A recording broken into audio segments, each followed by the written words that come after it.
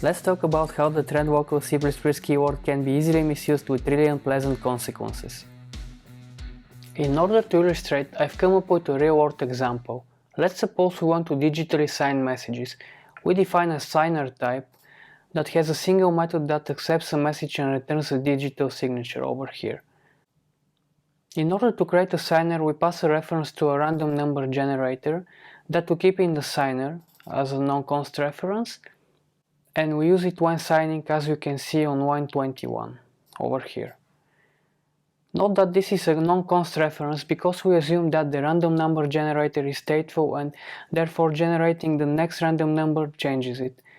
The random number generator itself has the co-operator defined over here, and it returns a random integer, which is essentially just incrementing the state.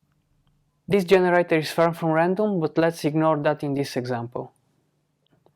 Next, we create a factory function that returns a reference to a single instance of our random number generator over here.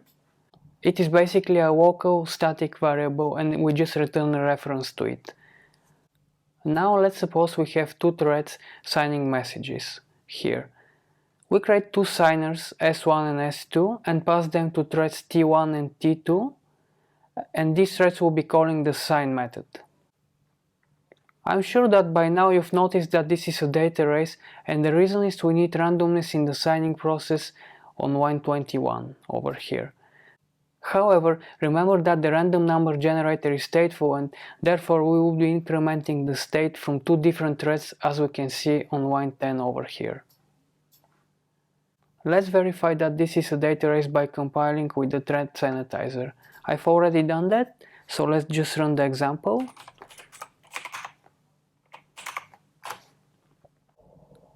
And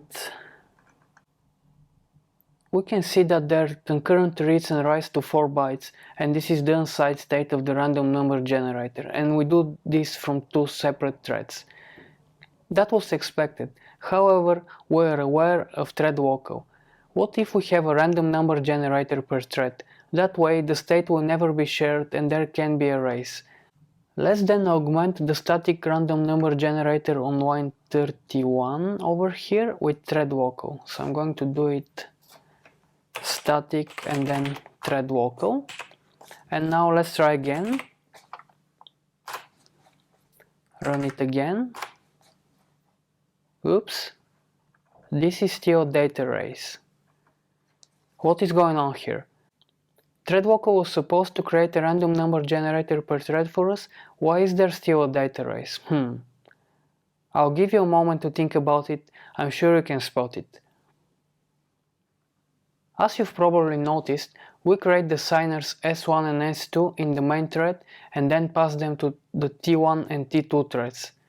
However, we obtain the reference to the random number generator by calling the RNG function in the main thread too, over here. The way thread local works is that the compiler inserts some hidden code that essentially makes the RNG function over here return a different random number generator based on which thread calls it. It is like a map from a thread to an address of a random number generator. What happens when the factory function is called from thread 1, for example, is that it returns a random number generator that sits in this address, and when it's being called from thread 2 in this address, and so on. Back to our example, by calling the factory function in the main thread, we get the address of the same random number generator and save it inside both signers. And then we call sign and change it from two threads, and this is the race. Now that we know how the thread local keyword works, we can fix the race by not keeping a reference to the generator in the signers and instead directly call the factory function in sign, as we can see over here in the fix. Additionally, I have removed the random number generator reference member from the signer, and I also removed the constructor that was initializing it. Let's see if we have a race now.